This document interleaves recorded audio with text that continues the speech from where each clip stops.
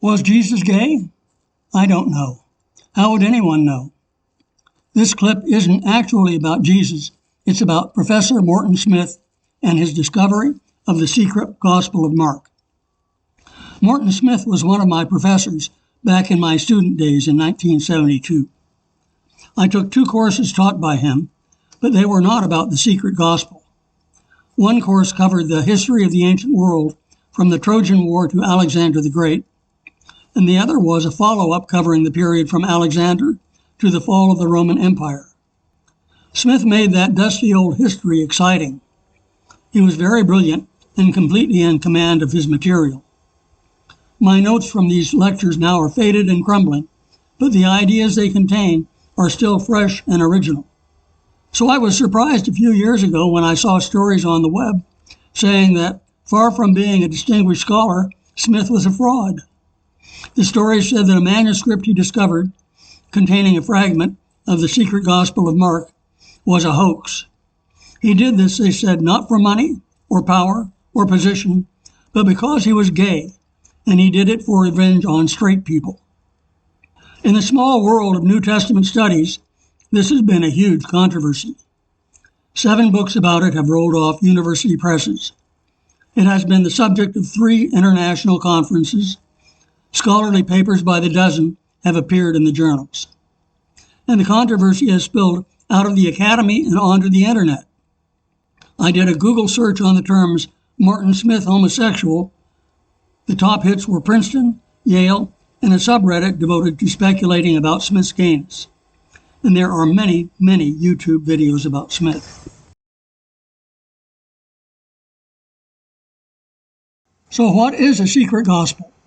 To explain this, first I have to tell you about the Gospels and the Gnostics.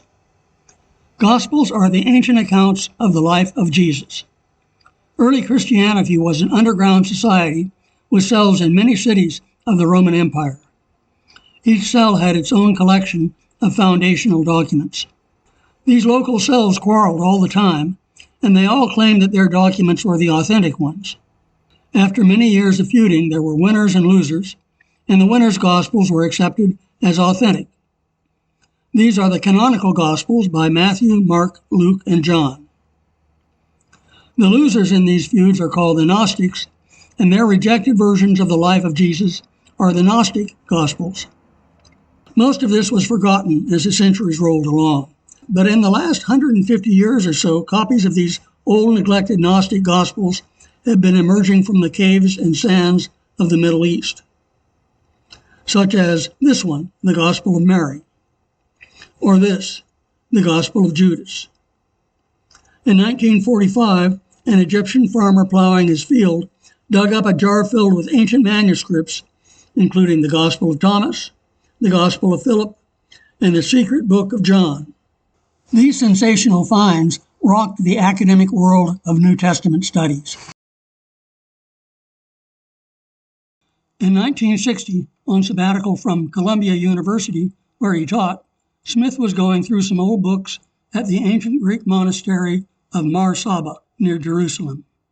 In the back of one volume, he found handwriting covering several pages of the blank end pages which follow the last printed page.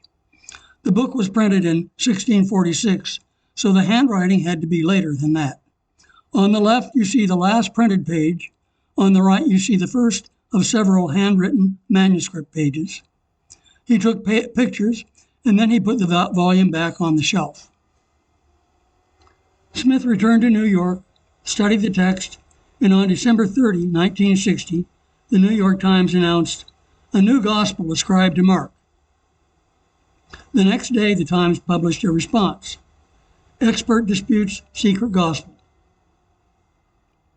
For the next 13 years, Smith studied the photographs.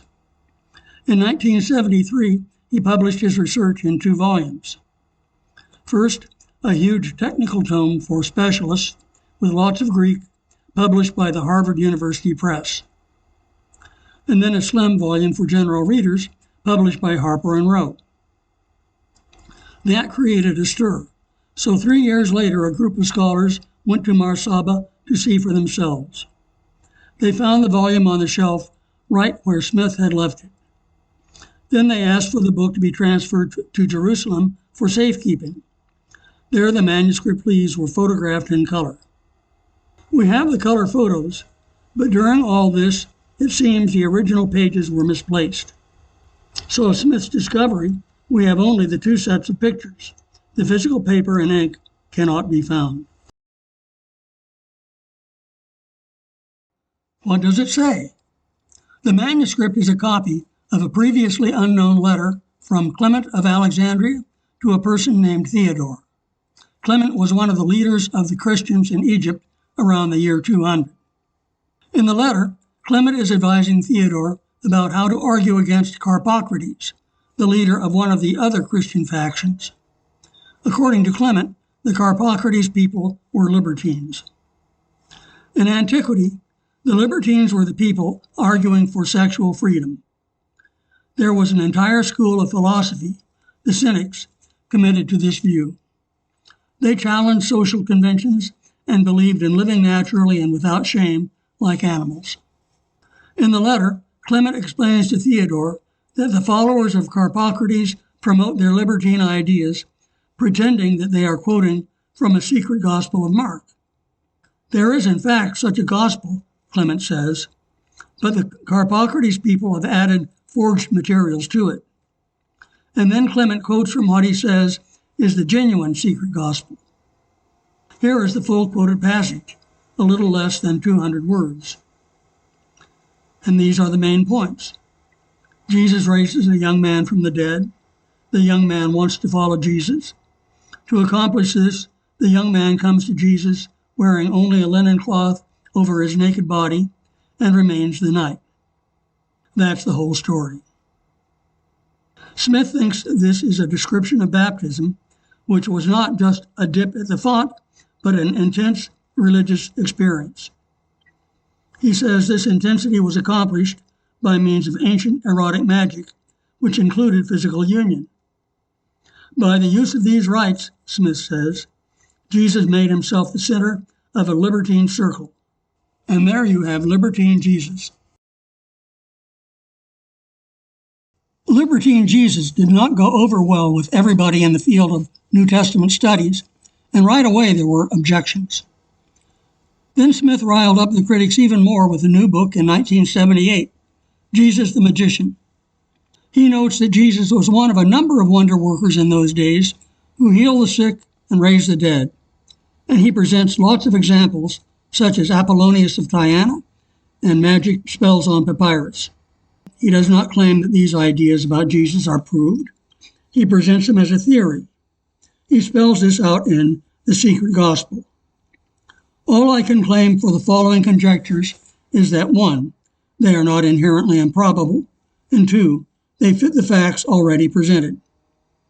If you disagree with such conjectures, the thing to do is show that they don't fit the facts, or else present your own conjectures that fit the facts better. But instead of doing that, the critics decided the Mar Saba manuscript was a fake. They began with suspicions about the manuscript. Does it show forger's tremor? Is it in the proper Greek style? Is the 18th century handwriting correct? Stephen Carlson and Peter Jeffrey are in that camp. But Scott G. Brown, Timo Pananen, and others did not see indications of forgery. It was a standoff. After Smith died in 1991 and could no longer sue for libel, the critics turned to personal attacks.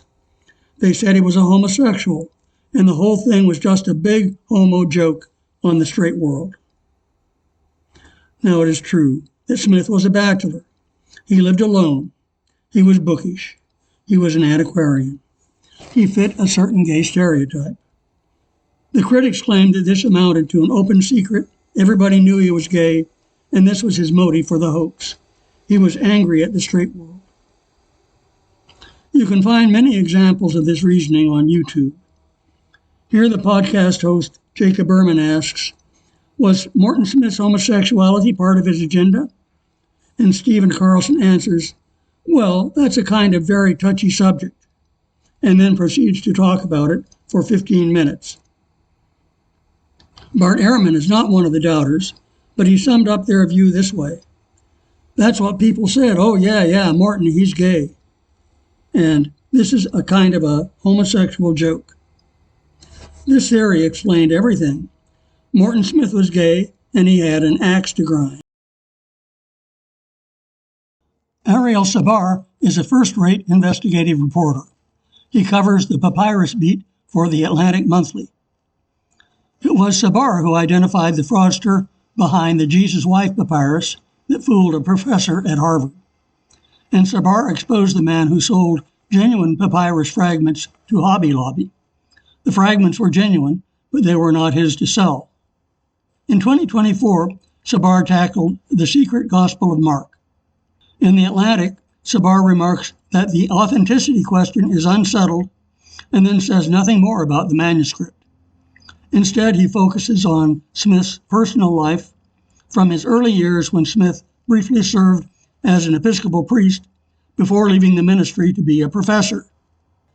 Sabar also interviewed the distinguished Library of Congress scholar Levon Advoyan, one of Smith's PhD students. This is what he learned. Smith had written a letter to the editor of a faculty newsletter on a controversy over a student demand for courses on gay issues at Columbia. Homosexuality is a way of life followed by millions of adult Americans, Smith said in the letter, and added that it was shameful that the students even had to ask for such courses. He sent a copy to his friend Advoyan and added a note. Herewith my coming out article. I never expected to write one, but I'm getting old and irritable, and it was just too much. In this limited way, and to a close friend, Morton Smith came out as gay. So after a long and thorough investigation, Sabar established that Smith was gay. And then he needed to wrap it up, and this is his conclusion. Smith had more than enough motive to forge secret Mark. As a polymath scholar with contacts across the Mediterranean, he almost certainly had the means. For as long as he'd been a professor, he had taken a childlike, at times sadistic, glee in making the world of religion squirm. A hoax on the church that betrayed him would have surpassed anything else he had done, but it wouldn't have been out of character. Think about that. More than enough motive. He had the means. It was not out of character. What is missing here is any proof, or even probability, that the Mar Saba manuscript was forged. If it is authentic, Sabar's conclusions don't mean anything. Let's look at them anyway. Smith had more than enough motive. The unspoken premise is the paranoid idea that gay people are angry and vengeful and not to be trusted. He had the means. The idea seems to be that it would be easy to smuggle the manuscript into the library. But before you smuggle it in, first you have to have the manuscript. What would that require? A forger would have to compose a long letter in Clement's Greek, inserting a passage in Mark's very different Greek, and copy it in an 18th century scribal hand. And he would have to do it perfectly to stand up to expert scrutiny. And that's just the beginning. The forger also would have to invent content, making it a plausible step in the complicated feud between Clement and Carpocrates. Basically, the forger has to be a gay evil genius. Was Smith a gay evil genius? He was a distinguished, hardworking scholar, which actually takes a lot of time and effort. His life was writing books, writing articles, giving lectures, supervising PhD candidates. He spent 13 years preparing his books on the Mar Saba manuscript and seeing them through the press. The final thing Sabar says is that forgery would not be out of character for Smith. But what could be more out of character for a dedicated historian than forging an important document? In a letter to one of his colleagues, Smith wondered, why is it that the study of religion attracts so many nitwits? This is a picture of Smith's apartment. He lived like a medieval monk, sacrificing ordinary happiness for a life of books and study. Ariel Sabar tells about his last days. In the summer of 1991, Several weeks after turning 76, Smith got a call from his friend Lee Advoyan. Advoyan was planning a trip to New York. He just finished writing a book and was eager for Smith's feedback on some new research ideas. He also wanted Smith to meet his partner, Jim. But Smith, whose health was declining, said he wasn't up for a visit. He urged Advoyan to forget research and go into the world, have fun, live his life with Jim. I have so many regrets, Smith said. A week later, two of Smith's Columbia colleagues entered Smith's Upper West Side apartment. They found him dead. Beside his body were a bottle of vodka and a glass with a powder residue, and there was a plastic bag over his head. The medical examiner's office ruled the death a suicide. This is a comment he made in passing in his book about the secret gospel. Perhaps the worst side of the study of history is that it leaves one so little time for the living. In the years since I heard Professor Smith's lectures, I have read through my notes from his classes several times. I read them once again while preparing this clip, and every time I read them, I see new things. Here is how the notes end. Down to the end of the Antonine period, you get a line of distinguished Stoic administrators: Epictetus, Dio Cassius, climax in career of Marcus Aurelius. Gives insight into a man who really ruled, but was constantly occupied with the task of ruling himself. This the difference between the philosopher and the parrot. This is what we would call a religious program. Stoicism, Epicureanism, and Cynicism all conceive philosophy as a matter of moral training, and much of this to be taken over by monasticism. Also practice of asceticism. Of course, Stoicism has no sacred scriptures, no doctrine of grace.